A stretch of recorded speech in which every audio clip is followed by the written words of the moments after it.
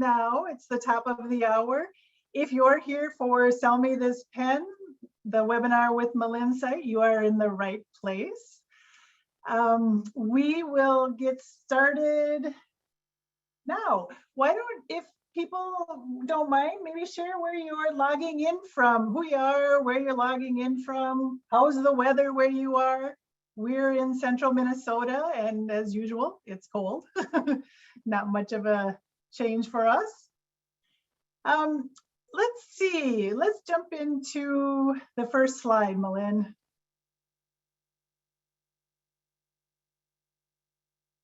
Are we able to jump to that one? Well, there it is. This webinar is sponsored by GrowthZone Association software. To learn a little bit more about GrowthZone, you can go to our website, growthzone.com. On our homepage above the fold, you can get a one-to-one demo scheduled, or you can view a product tour. Let's talk a little bit about what you'll receive today. It's on the next slide, Melynn. Today, everyone who registers for the webinar, whether you attend or not, but you're all attending, you will get a copy of the webinar recording. If you're a live attendee, you'll get a CAE credit certificate along with the webinar recording. With that, I'd like to introduce you to Melynn Sight. Melynn, her work has a singular focus. She helps organizations make and then strengthen their connections with their members. Insight Marketing is in its 15th year of helping organizations discover why their association or chamber matters to their members with a clear and simple answer, and then helps them develop strategies to communicate the message. Melynn got her sales and marketing experience at Xerox. After 22 years, she decided to expand what she had learned for-profit America to association marketing. She partners with executives like you to reach your organization's communication goals. She's been with us several times before, so a lot of you probably know Melynn already. She's been presenting on a variety of topics, and she's here today to talk about a topic that's on many associations' minds: how to create the words that present pivotal moments to help you stand out and overcome indifference. So welcome to Sell Me This Pen and Melynn Sight. Hi, welcome. Hillary Marsh, hello. Great to see your name up there. I'm looking at the chat, and as I'm like gazing past the chat, we're at about 8 inches of snow outside my window. So those of you who are saying, I'm 65 degrees and I'm 83 degrees, we are really envious of you today. I was switching between my actual regular jacket and my big cardigan because, just looking outside, it feels really cold in here. So anyway, thank you. And really happy to be here. I'm going to take me off. By the way, I probably don't look like my picture early on that Nancy just put up. That was my pre-COVID hair. And now, it's all different. A lot of change happened during COVID. So anyway, it's great to see you face to face, see your names in the chat box. And I'm going to take you off of chat so you can just really look and think and pay attention to this topic that I think could really make a difference for you this year. So here goes. First, I guess I would just like to say, Nancy, thank you and GrowthZone for having me. I love being part of this, and I love the conversations that happen afterwards. I feel like you and I are kind of in the same business. We're about really delivering value to associations so they can deliver more value to their stakeholders. So thank you, GrowthZone, and then you all that are on today, a ton of you on today. And I really appreciate an hour of your time today, because I hope maybe you can take this moment, and I do the same thing. I'm on a lot of webinars and get exposed to a lot of content. I hope that today you might slow down. You might set technology aside, maybe, and you might use this hour to really think about your unique value, whether it's your association, your chamber, you as a brand, okay? Maybe all of that could benefit from maybe a little different perspective today, and I hope to give you that today.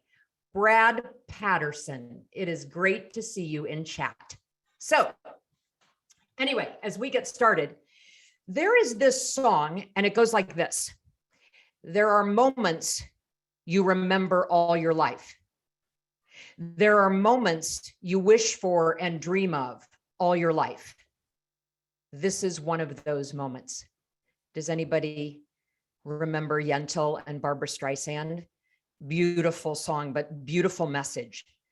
But I use that to ask you, how many moments can you remember in your life that shaped you, that shaped your future? I think it's maybe safe to say that who we are and the experiences that we've had that we planned or that we didn't plan impacts everything about us, the way we look at the world, the way we look at our life, the way we look at a brand or an organization or a person. My moment, I'd like to share with you for a minute, my moment, it happened to be one of the biggest lessons in my life. I learned before I ever stepped into my career. And it was during my senior year in college, spring break. It was back in the 70s, and there was a lot going on in the 70s. Those of you who are, like of the era, it was the debut of Sesame Street. It was the first time we ever met the characters in MASH. It was not only Monday Night Football, but remember the agony, the thrill of victory and the agony of defeat. We're seeing a little bit of that right now in the Olympics.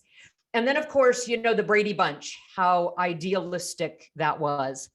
But what I most related to was this dream of moving to a place where I'd never lived before and being this independent, official business person. And after every successful day, I would step out of my office and stop in the middle of the street and throw my beret in the air, just like Mary Tyler Moore.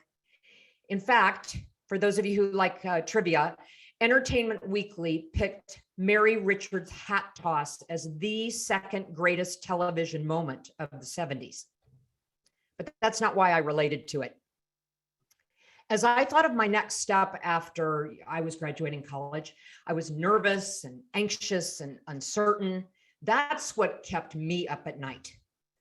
But that theme song of the Mary Tyler Moore Show, it went like this: "You're gonna make it after all." So thinking of that song and imagining that hat toss, it inspired me, and it helped me take some risk, and it made me dream bigger and plan to move away from my hometown. And that one hat toss will never get old for me. And it's a moment that I will never forget. But it was not my moment. In the end, the most significant moment happened at the end of my very first day-long job interview at Xerox Corporation. It was the spring of my graduation year, not in Minneapolis, but rather in my hometown of Kansas City. I sat down. I was in this final meeting. There were like 12 meetings in that day. It was the last meeting. It was with the district manager of this office, big, tall guy, blonde hair. Mike Jones reached over his desk. He handed me this writing instrument, and he said, "Melynn, sell me this pen." So a year or two ago, one of my college senior interns, I just kind of looked at her. I'm like, you are a lot like me, like I was way back then, my senior year of college. So I asked Nicole the same question. I asked if she and someone at home, because it was COVID, could reenact this scene. Okay, so I didn't give her any prompting. So what you're going to see next, due to the days of COVID, was a kitchen table instead of this intimidating corner office sitting in a leather chair. But it's a 21-year-old Melynn with her dad, and we all get to watch to see how it went. Sell me this pen. What are the good qualities of this pen? I want to know. All right, this pen isn't your ordinary pen. It's the blackest of black with the smoothest writing to take notes all day long. In your meeting, you can click away without fear of being extra loud. Plus, with the rubber grip, you won't have your sweaty hands sliding and ruining your notes. the blackest of black, the smoothest writing instrument, that quiet clicker, the rubber grip. Yeah. Like Nicole, well, the first thing and really the only thing I could think of as my hands were really sweaty was the features of that pen to describe that pen. And I think maybe I added one additional feature, and that was that it was made by the greatest of manufacturers called the Bic Company. And I thought that would be really impressive. I will never forget what Mike Jones, that district manager, said after that horrifying presentation that I made. Melynn, he said, nobody cares about the pen, what it looks like, what it feels like, what it sounds like. They care about what the pen will help them do.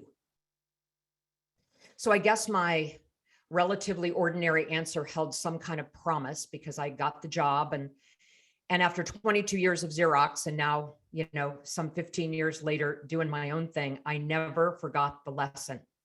That moment I will never forget. It shaped my work, it shaped my life. We all have moments, don't we? Steve Jobs once said, you can't connect the dots going forward, only looking back. You all have the chance, just like me, to create a moment every time you talk to or greet or meet or present to a member or a customer, a current one or a future one or one that's leaving or one that's coming back. You're not too old or too shy or too new to learn your way to that answer. In fact, you should consider that part of your job to connect the dots from you and your organization to your member, from your member back to your organization, to connect the dots about how your business will lead your members to something better. I do a lot of reading, and I've read a lot by leading management consultants that the key to business is strengthening your strengths. And after a long time about thinking about that and it kind of rubbing me the wrong way, I realized the reason it's rubbing me the wrong way is that I believe the key to success is strengthening the right strengths. And so when you think about strengthening the right strengths, it's about looking at every organization differently. Your organization is like a fingerprint. None of the two of you are the same that are on this line. The member groups that are really important to your future, they are different. Members want and need different things based on your industry, based on your location, based on their tenure. Your product, whether it's your people, your services, the way you communicate, the culture of your organization, they're all different. So contrary to popular observation, I believe that when you've seen one organization, you've seen one organization. It's a little like twins, when you think about it, the more similar you are to another provider or maybe a competitive provider, the more the customer is going to look for something that will kind of set you apart. Because from the outside, you might look or seem so much like them, or the member might have the perception that you are just like some other organization. But just because you share like the same border, the same services, you are very different. And your competition's different from anyone else's. But especially your strengths, that's what makes you different. And that's what makes for a strong brand. So it makes me wonder, what if just for today, someone walked into your organization, and for the sake of this example, let's say it's a new staff executive that joins your team. So let's just envision that for the time being. What is their moment when they look around and they observe all that your association does and how you do it? I wonder what their silent conversation is inside their own head, like their first impression. I wonder if they would say, what if we looked at everything and kind of disentangle from everything that we think is important and figure out what's actually most important to our customers, to maybe discover in a little different way how we can kind of reinvent ourselves to being this machine, this member-oriented machine from the ground up. I just wonder, how would a business be different if it had the luxury of starting from scratch? So just to be clear, you wouldn't go in and change everything. I suppose you'd want to identify what's going really well, what needs to stay, and maybe what is most important to them, your customer or your future customer. So I wonder, what if you would do that? That's what Anne did. She replaced a career CEO out on the East Coast. She walked into this new association and was ready to take some time to create this moment. She was prepared to kind of question everything that had been going on. And I'll never forget what she said in an early conversation when she arrived there, and she tried to be quiet and observe and listen, but she knew it was critical to seek out members' real needs and figure that out and do it soon. I think she felt like the former culture of the association, like maybe frankly many associations, the association sort of dictated what the association wants members to value.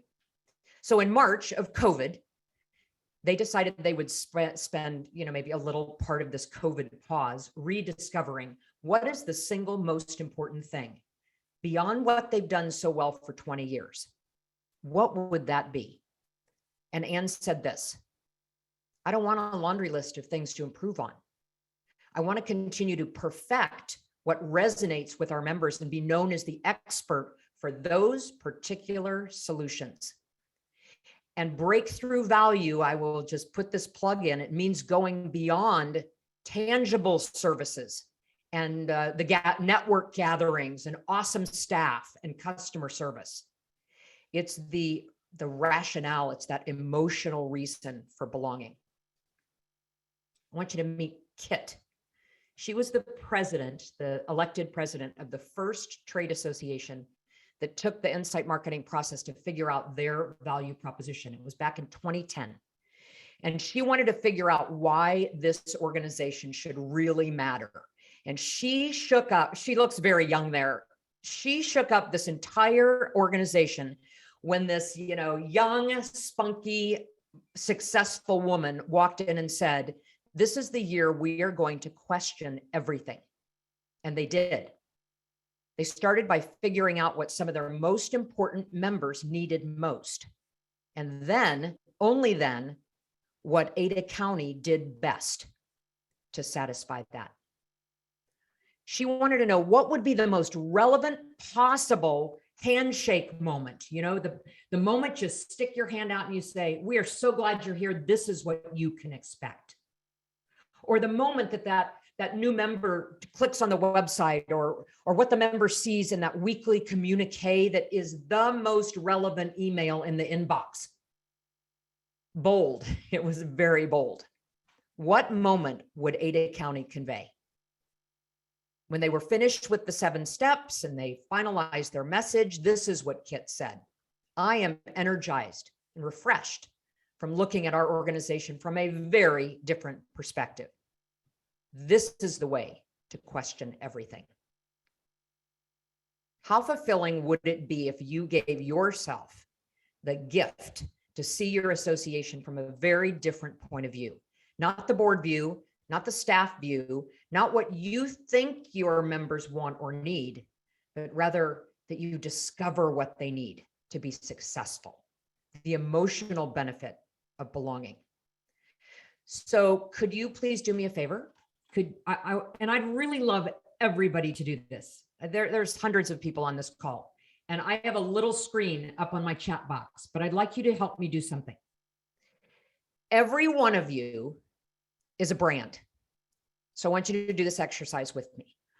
I'm going to ask you a question, and I want you to either grab a pen and actually write it down for yourself, or put that answer into chat so that I can see it. I want to know the first thing that comes to your mind when you hear this question. What is the one thing that you offer your customers that you know they need, that you do very well today, and they can't get anywhere else? I'm going to give you just a minute to answer that question for me.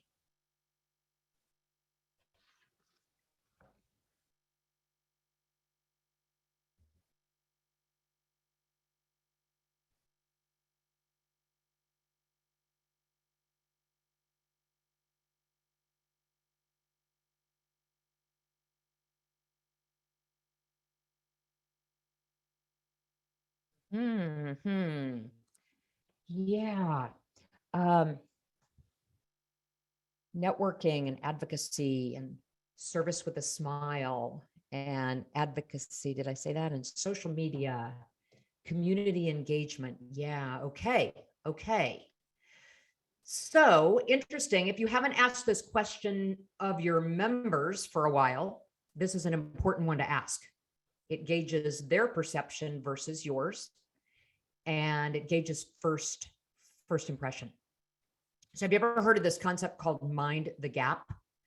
We use it in strategic planning a lot, but it really applies here.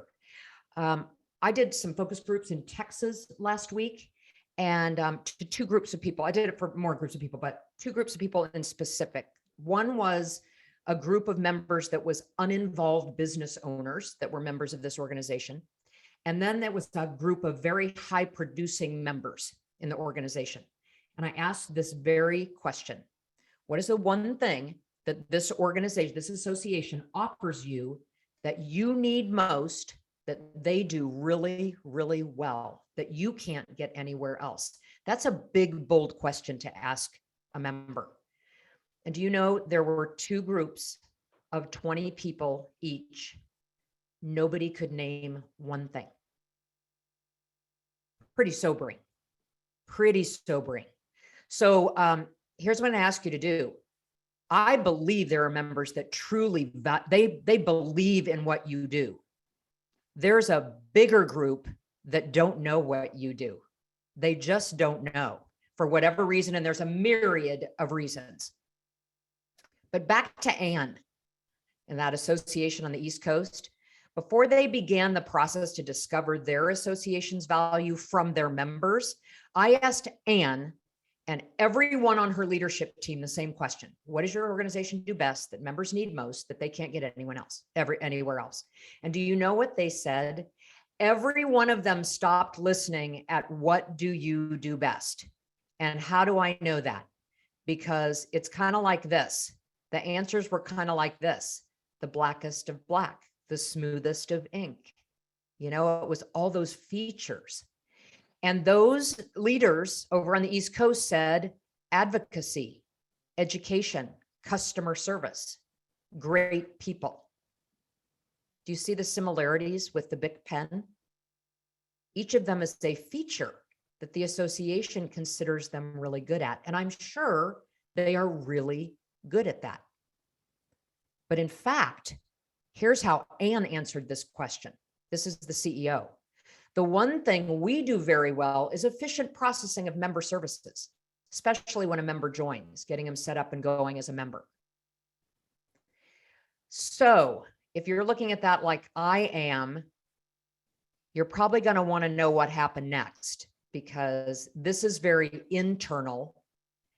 Then they discovered their value from the member in, what they do best that members need most.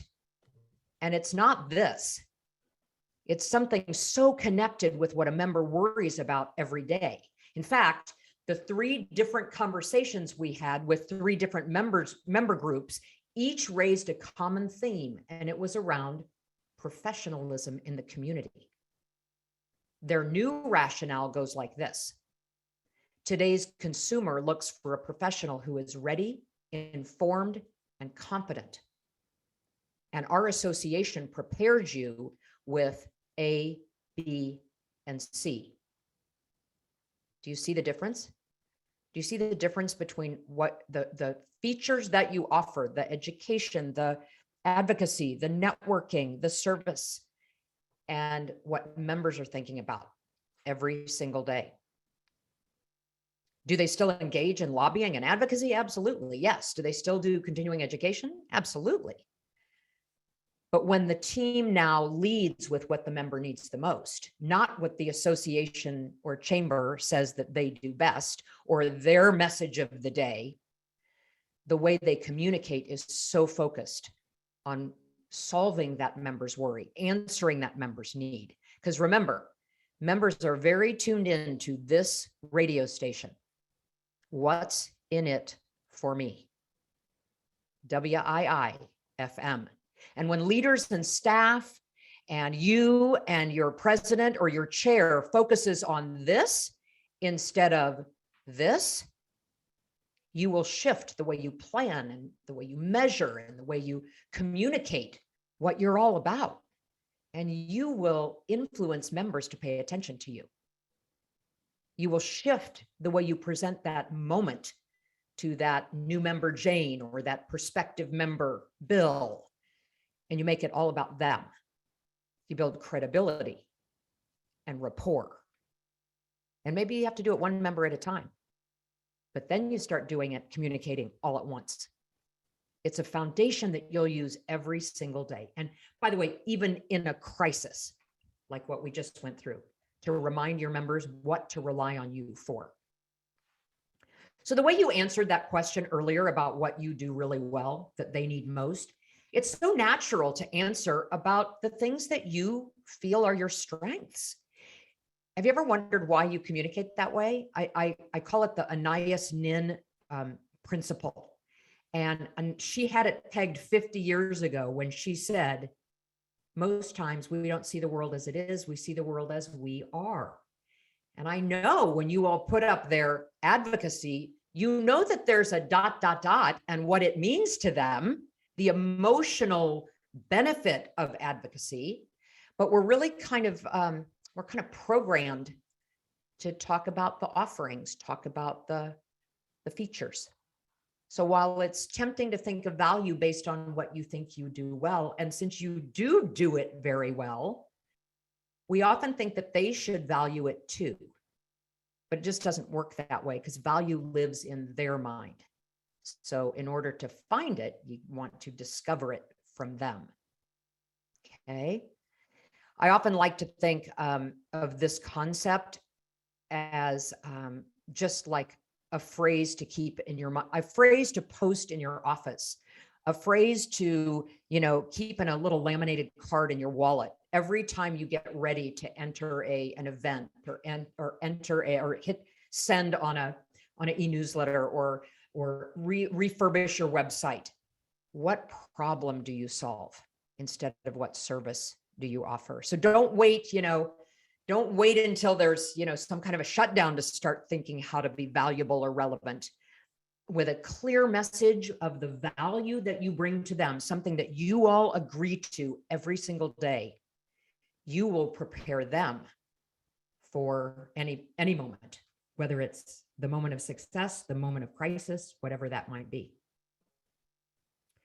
Without a clear rationale for what value you offer, you can't predict how your member will calculate that value. So if let's say you're the executive director, if you and your president don't agree on the answer, or if you're a staff member, if the staff member and your boss don't agree on that one big thing, and if leadership and staff as groups aren't unified on what that message really is, well, you're going to plan differently, you're going to communicate differently, all good intention, but you're going to end up confusing the member. And that's what happened in this association down in Texas. They're getting so many messages that are like just random messages. There's no unified expectation of what to expect from the organization. So instead of that uninvolved member thinking about the organization for something, I'm very careful and gentle about saying this, but they were thinking of that association for nothing. So they have some work to do, and they're committed to doing the work. Your brand, yes, your brand, whether you're a chamber, association, third-party business, relies on every one of you to nail that moment. Your answer that is very clear and very simple about why a member's work or their life will be better with you than without you. and of course, why they should pay attention or pay you to belong. Okay. So enough about what happens without a strong selling rationale. Would you like to see a couple examples who have mastered this concept? I'll show you how a value proposition can help an organization set themselves apart every day and even pivot during COVID. You probably know these people. And when you think of Uber, I wonder what you think of. I wonder if you think of the app or the easy to call them, easy to pay. Think about the car. That is not their value proposition. Uber's value proposition is the smartest way to get around. Okay. So a phenomenon does not become a phenomenon for no reason. They know what they want to convey, and they don't necessarily say the words, but they exhibit it every day. The smartest way to get around. And then what happened during COVID? Then people weren't getting around anymore. So what did they do? They had to pivot. So they used their value proposition, the emotional rationale about getting around, moving, move smartly, move efficiently. And they pivoted to helping move what matters. As you know, Uber began to deliver food. They began to deliver essential workers to where they work. So they changed their business model, but maintained their value proposition. How about an association example? AAA, American Automobile Association. What are they known for? They're known for, travel. They're known for, well, I know them. I've called them in the past when I've locked my keys in my car or had a flat tire. They don't want to be known for that. I mean, they want to be known for that. That's the features of that organization. AAA wants to be known that they are always there for you, no matter what. Know them, know that when you're in a crisis, they are there. Then what happened during COVID? Of course, we weren't locking our keys in our car because our car was in the garage. So they changed their business model, because many did during COVID. And AAA started being the people that took care of the ambulances when they broke down, and the trucks that were carrying essential supplies. And so their new value proposition pivoted to peace of mind for them. So always there for you. And then they wanted the empathy of that emotional rationale, and it was shifting to the people that were so important at the time. The best brands, they know how to do this, but I promise you that big brands don't have the patent on finding out and communicating and discovering that emotional solution. You can too. So if you're going to sell that Bic pen, is it enough that your name says Bic? Bic was big back then. Is it enough to say you're Uber? So do an exercise with me. Look around your office somewhere, or at a document that's on your desk, or maybe a sign on your wall, something with your association's logo on it. And I want you to think about this. The strongest brands are any person, place, organization, thing, whatever it might be, for which people believe there is no substitute. So now think about your organization. What do you do that makes you indispensable? What emotional benefit do you offer that people can get nowhere else, that makes their life better with you than without you?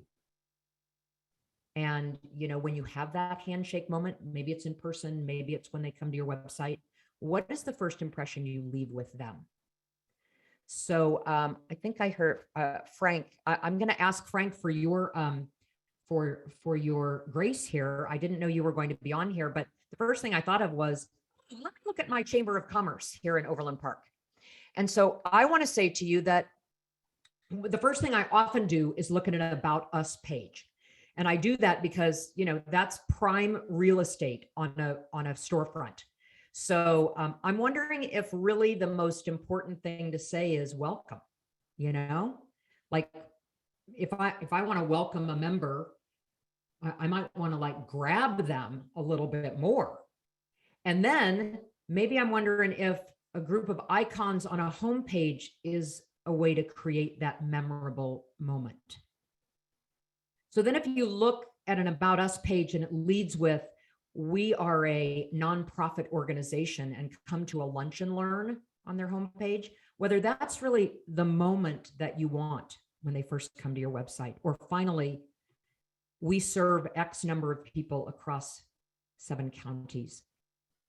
What if a homepage instead said what membership will do for them? A statement, a gotcha that says, come in and read more. I promise you this, if you're expecting your member or your prospect to come find that answer for themselves or connect the dots for themselves, I will tell you that we have found, after hundreds of these projects, if you don't articulate your value, people will not appreciate your value. I found that associations that decide it's time to discover their why, just discover it and then declare it, are the ones that bring people in, that get their attention. Because after all, people don't want to be part of your story. They want you to be part of theirs. Say that again. They don't want to be part of your story. They want you to be part of theirs. And I want to clarify for you, because I bet in some of your minds, you all are saying, we have tons of people that believe in absolutely everything we do. Believe me, a value proposition is not for those people. Value proposition is for the larger share of people that aren't paying attention, meant to get their attention. So what's the next step? If you are not exactly sure about what your uninvolved, so let's call that the non-Kool-Aid drinking member needs to be successful, and you don't have the words to convey why you are better for them than anyone else, maybe here's a few next steps that will help you. It's not impossible, but it does take some intention, and it will be much more successful with a proven process. So first, learn about their worries. Not how satisfied they are with your organization. Listen to their worries. Bring a group of like-minded people into the room and ask them. Second, it will be so very motivating for you and your leaders that you get the chance to link what they say they need most to what you do best. And then I hope that you will remember, it is not about the pen. People don't care about the pen. So let's stop talking about the pen without saying what it will help them do. This happens to be my daughter signing on the dotted line to buy her very first home. That is the value of the pen. That's the value in relaying a service to someone so they can do something more. When you are very, very clear about why us, it will make all the difference inside your organization, meaning with your staff and your leaders. You'll get to know yourself so much better. And then it will spread outside to your customers, and maybe more importantly, to your future customers. And in the end, that's why you're here. Beyond getting the email out or promoting the next event or asking for volunteers, you are here to figure out and then relay why you matter to them. And then, of course, figure out how to deliver on it. So discovering your pen, I hope, could make all the difference in your year 2022. So if you're ready to rally your team or your staff or yourself to create that moment, here is a guide to help you. This is a 7-step process, easy to follow, 7 steps. It's the basis of the book called Breakthrough Value. It is a practical, it is a workable guide. It's actually a workbook that helps you, number 1, have thoughtful conversations with your members, and then number 2, to have practical conversations with your leaders about why you exist. The book helps you understand the process to plan, to have the right people in the room, to develop that message, And then maybe the most important part and the most underutilized, I can say that by fact, how to get your board on board and deliver that message well when they interact with members. I've seen this process change the way a leadership team works and thinks and plans, and they have new motivation around how they convey what they do best in a very different way. And actually, at the end of this session, Nancy, I can't recall whether you said that, but I think you did. GrowthZone is going to give away a copy of this book. So actually, they're going to draw at the end of the session. And within 15 minutes, if you are the winner, you are going to hear from GrowthZone, and you're going to have a copy in your mailbox in the next few days. But if by chance you don't win, you can purchase your own at Amazon. It's about $40. Or many organizations sometimes purchase a few for their board and staff to all read together. So if you want quantity, you email me at the email address below so I can give you a quantity discount. And then you'll also see a website at the bottom called Breakthrough Value with more information about the process. I only give you this in the event that you feel like this hits a nerve with you and you want to learn more. My parting thought for the day. How does your handshake moment sound today? How do you describe that 30-second phrase today? That moment where you get 30 seconds to build rapport, to connect them, to win their attention. Because engagement, like life, happens when things intersect. It's how wars are fought. It's how babies are made. It's how people connect with the world and brands around them. Some believe the bond between people and brands is overhyped. Others believe it runs deep. The one truth we know for sure is the better we connect, the more loyal we become. You have the tools to create that moment, to nail that moment. So here's to creating a moment that they will realize they are better with you than without you. We have some time, so I'm gonna come off of this presentation and I'm going to say hi to you and answer Nancy. If we have a few questions, we have a little bit of time to talk about them. So here we go. Great. Let's see. I can see myself, but I can't see you yet, Melynn. Are you sharing your video? I don't know. I don't know. Okay, you look at the questions and I'm going to make sure that I get back onto, come on, where's my little, oh geez. Here we are, here we go. Woohoo! Sorry about that. Had a momentary technology glitch. Looks good. Okay, so I've been watching the chat questions, and just if y'all have questions, put them into the chat. You can either send them out so everyone sees them or just us as the panelists and moderators. But one question that I saw, it asked, can't I just do a survey to find out what my members want?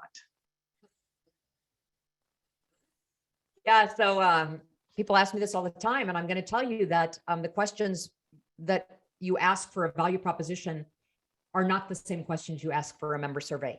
A member survey is often, who are you? And how long have you been a member? And what services do you like the most? And how do you rank our whatever latest event? And a value proposition is not about that at all. A value proposition is to listen to a group of people talk about their life. It's not about the association at all. So this research that happens in preparation for a value proposition is not the same context as what you're going to get from a member survey. Okay. All right. Another question, I'm going to paraphrase this a little bit. When I ask my members, would you like more classes? Do you want more in-person gatherings? They always say yes. How do you get to what they really need when they always say yes to everything? That's a really good question, but the problem is, again, I would say the same thing. This process is not about asking, do you want more of this? Do you want more of that? This process is about asking them, what is it in your work life that keeps you up at night? So it has nothing to do with your chamber. It has nothing to do with your organization or your association.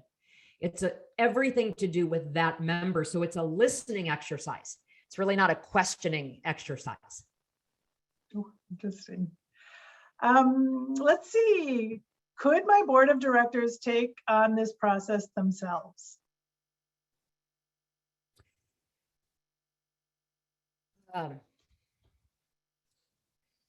I say no.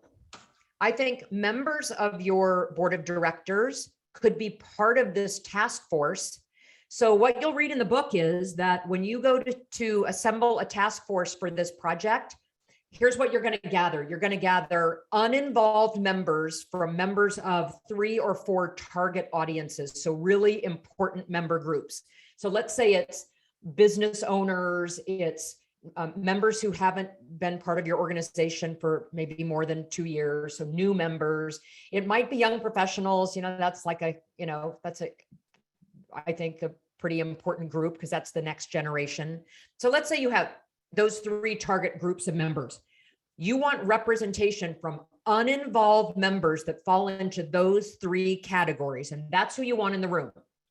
You also want a couple of staff members, and you want a couple, maybe a few board members, and usually it's the board president, because if this is a strategic initiative for you, the board president should be involved.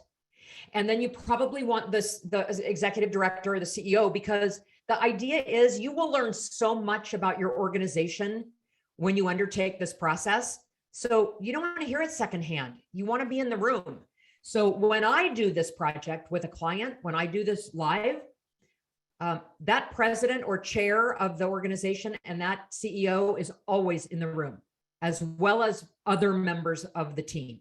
Now, I also want to say, I just saw something in chat. I just happened to look over here, something about a membership committee. You might use a membership committee. I just feel like you need to filter them for uninvolved, like newer members of your committee. And do they fall into your target, like your really important member groups? And by the way, well, we won't get into that now, but selecting target audiences, like really important member groups, does not mean you're excluding anyone. You choose important member groups because if you can find commonalities between those few member groups, you're going to reach many more member groups around them. So the best marketing begins with identifying a target audience, your very important members. I like this question. It says, Yaz, where have you been all our lives? Well, I have to tell you that, Nancy, can I just give a little story for you? Yeah. I've been doing this process. Actually, the National Association of Realtors is where I first, like very long time ago, they asked me to help them with a project called a Value Proposition Toolkit. And we got together and I realized that this group of people were a bit maybe unaware of really what a value proposition meant. So they kind of went off in all kinds of different directions, like, let's do surveys, let's, kind of like the questions that you all are asking. And so I realized that from my for-profit experience in my corporate world, that the value proposition process was it was not well known. So I started experimenting in the association world, in the chamber world, and over outside of Louisville was one of my first value propositions with a chamber over in Kentucky, and many association value propositions. And then about 5 years ago, I decided that if I really wanted people to be able to do this for themselves, I needed to document it. And so I started writing this book. And if COVID would never have happened, I never would have written this book. Because, when you're on the road all the time and doing it all the time, it's hard to stop and decide that you're going to tell other people how to do it. So literally, the book is what I experimented with for 10 years to refine the process. And I can tell you that it's not easy, but nothing that's good is really, like boom, easy. But I think it's very intuitive and will help you through the process, and you can do it for yourself. Well, and you call it a workbook. So it's very much hands-on going through it. I'm going to show you, like, here's the book. It's like literally a workbook. And I did that intentionally because I want you to write in it. I want you to make notes in it. It's actually like there's 3 parts. So the first part of this book is a value proposition right for you? And so if you do read nothing else, read the first part 1, and it kind of talks about like, why should you even think about this project? It puts it in perspective. And then there's a part 2 of the book, and that is that 7-step process, that icon, that graphic that I just showed you. And then number 3, remember when I said the most underutilized piece is how to plan, organize, and implement the communication of this value proposition. So part 3 is all about how to plan to deliver it and keep it alive for a long time. We will, when we send out the link to the recorded session today, we'll put a link with more information on how to order the book so that people have that. Because I see, as I read through the chat, I'm seeing some questions about that. Okay, by the way, you can go to Amazon. It's called Breakthrough Value. But thank you, Nancy, if you'll tell them again how to get that. Yep, absolutely. Let's see. I'm trying to read the questions and oh, yes, would love to see some great examples of successful chamber value propositions. Now, wasn't one of the webinars we did together, wasn't it about value propositions? Didn't we do one together? We did. We did a webinar last year that was actually covered the 7 steps, like how do you actually do it? And I think there was at least one chamber example. So here's the thing. You all take this, just take it the right way. My purpose for saying this is you can't copy somebody else's value proposition. I'm not saying that you would. I don't think that's why you want to see it. But I'm going to tell you that when you uncover this message for yourself, it's much more fulfilling and personally relevant. And when you see somebody else's, you get too much in your head about what it should be and not about what makes your organization genuine and authentic. And so I promise you, the book is as valid for an association as it is for a chamber, as it is really for a business, although it's very association oriented. So I promise you that you will intuitively work your way through this to find your message. Great. Hey, I've seen throughout today that Colleen Burgess has been raising her hand. Nancy, do you see that? I didn't see that. Colleen, are you on the line? Come to chat and see if you're on the line. This is one of those webinars that I don't know that we can. I know sometimes with webinars, people don't know what the hand raising is, and sometimes they'll just raise their Okay, hand. yeah. Very true. That might have just happened. Oh, you know what? I think those prior webinars are online. There's a couple of different ones. They're on our website in our knowledge library. We're also planning to link to some of your past webinars with us on the page that will have today's webinar recording. I just want to make one comment. I saw something here in the chat. Somebody was definitely keyed in and listening to you. They said, when you've seen one chamber, you've seen one chamber. So that sort of relates back to what you were just saying about 30 seconds ago. Honestly, you are different. I'm telling you, you're different. I have seen so many different organizations, and if I didn't let myself say they're all different, they could kind of be all the same, but don't fall into that. You have uniquenesses in your area and in your organization. That's great advice. Well, we're just about at the top of the hour. I think now would be a good time that we wrap things up. It's been another great session with you, Melynn. We thank you so much. We're going to keep the chat on for a little bit. Well, I think we can. And if you have last minute questions, just send them through. We'll try to get back to you. We will draw for a winner of Melynn's book. If you are the winner, we've got your email address from your registration for today's session, and we'll let you know ASAP if you've won the book. Sound good, Melynn? So much. Thank you.